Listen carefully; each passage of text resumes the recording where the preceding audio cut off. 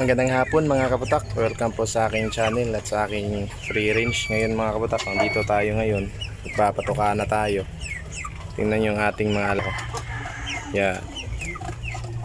Nagdagdag ako dito mga kaputak. 10 yung nilagay ko, yung medyo maliliit yan. 10 inilagay ko na mga Black Astrolor at saka Rhode Island. At saka ito mga kaputak, ito yung bago kong ginawa ngayong tanghali mga kaputak. Yan, ito yung ginawa ko. Naglagay ako ng isa pang trapal kasi hindi ito ginagamit sa bahay, kaya naisipan kong ilagay dito sa range. Yan, para hindi maulanan yung ating mga alaga mga kaputak. Yan.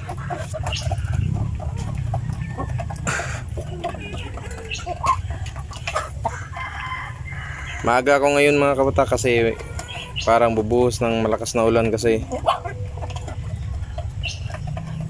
Kaya maaga tayo dito. Tapos ito yung pailaw natin sa range. Yan, yung solar natin. Gumagana pa din mga kaputak. Yan. At saka itong mga patungan mga kaputak, yung nasa ibaba.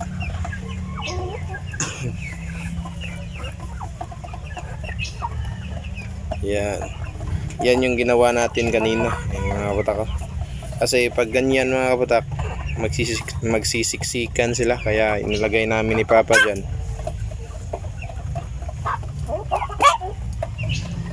Para hindi sila magsisiksikan. Yung pailaw natin mga kaputak, effective na effective. Gamit na gamit.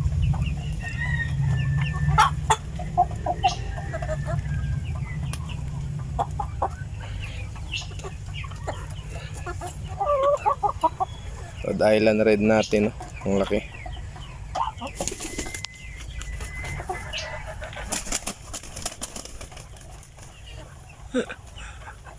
Yung ginagawa ng isang to.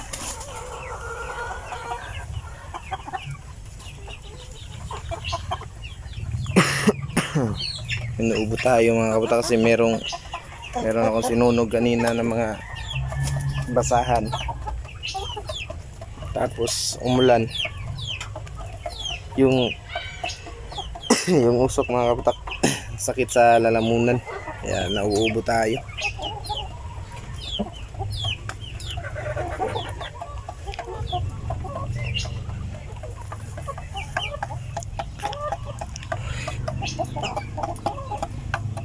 Relax na relax tayo dito sa range mga kaputak.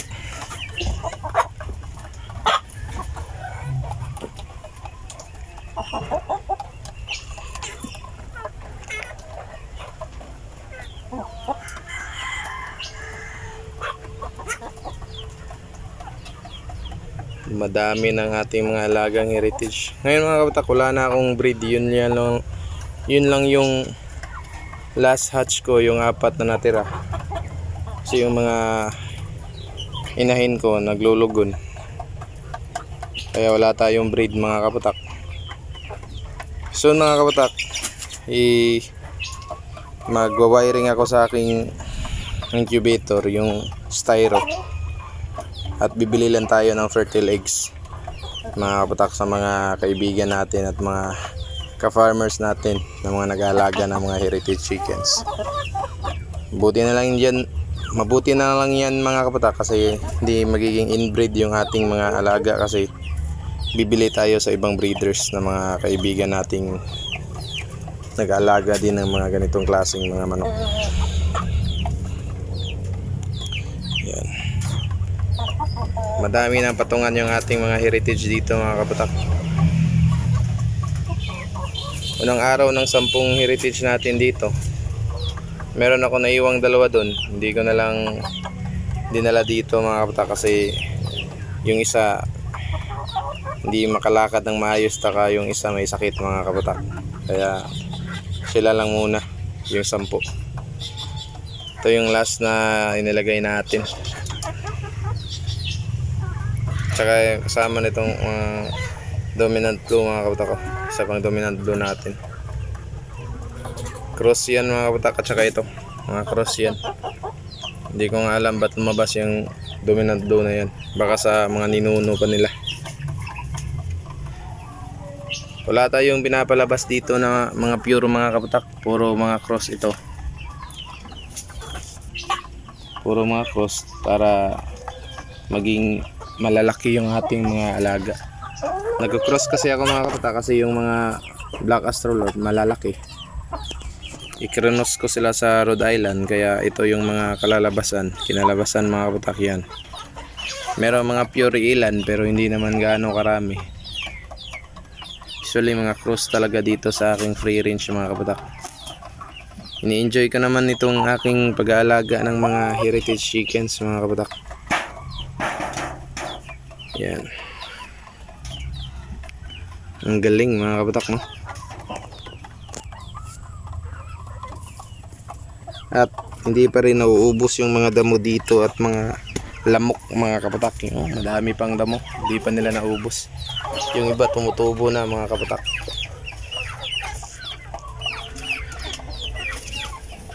Yan. Pumapatong na sila mga kaputak.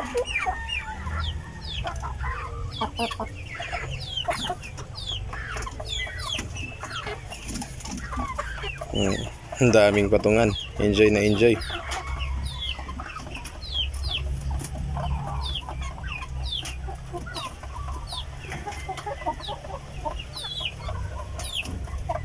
Yung gagandahan sa pagpi-free range mga kaputak, hindi na gaano karami yung ilalagay mong patoka kasi makain sila dito ng mga insekto at damo. Kaya napapatipid na din ni ata yung mga farmers na may free range kasi tulad ko mga kaputak, hindi gaano kalaki yung expenses ko sa pagpapatoka nila. Meron akong 27 per kilo per day yung budget ko dito mga kaputak. 27 kilo per day, yun lang budget ko dito. Binibigyan natin din sila ng mga vitamins mga kaputak, Betracin, Primoxil, Betmen Pro, mga antibacterial. Pag may sakit sa kanila mga kaputak, inihiwalay ko tapos nalulunasan naman sila ng aking amoxicillin na capsule lang yung nilalagay ko sa kanila. Yung pinapainom ko. Ayos na mga kaputak, effective naman sa akin. Sa inyo mga kaputak, pwede rin kayong mag-try, amoxicillin lang mga kaputak.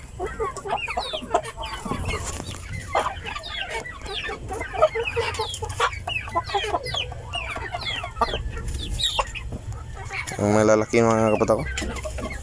Malalaki na. Pwede ng litsunin.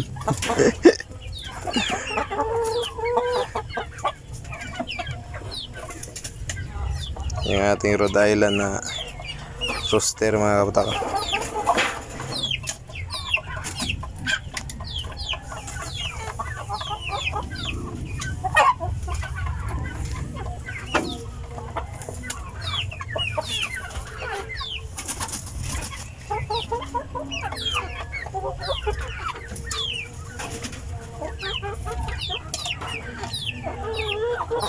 Yan, nag-i-enjoy ako dito mga kaputak. Galing talaga pag may free range.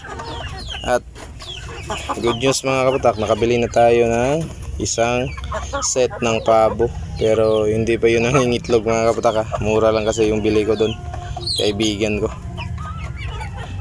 Ilalagay din natin doon natin ilalagay sa bandang doon, katabi ng range natin. Pero maliit lang na area mga kaputak, kasi maliit lang yung mga pabo natin, hindi pa madami. Kaya soon mga kaputak, maglalagay ko ng net dyan, at saka yung trapal lang, hindi itong mga yero, trapal yung ilalagay natin para sa ating mga pabo na i-range ko din dito sa Kaputak free range mga kaputak.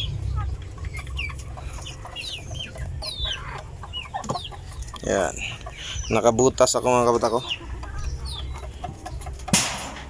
Yan.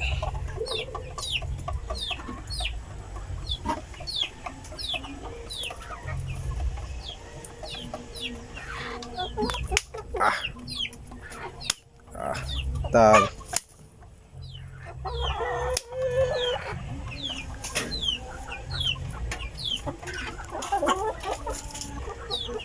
Yan lang mga kapatak. Happy farming po sa lahat. God bless you all.